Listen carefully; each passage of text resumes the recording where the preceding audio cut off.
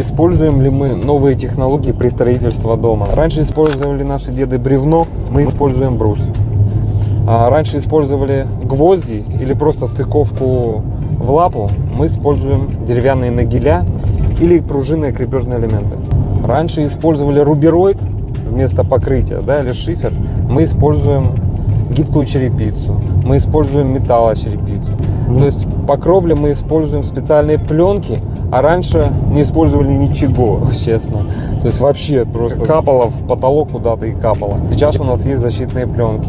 Применяем. И не просто пленки, вот эти полиэтиленовые, да, а мембраны, которые работающие как ниппель. С одной стороны влагу пропускающие, а в другую не пропускающие. То есть такого раньше не было, мы сейчас применяем на полном серьезе. То есть необычную вот эту пленку, которую там в теплицах, да, укрыли и хрен с ней. И все преет.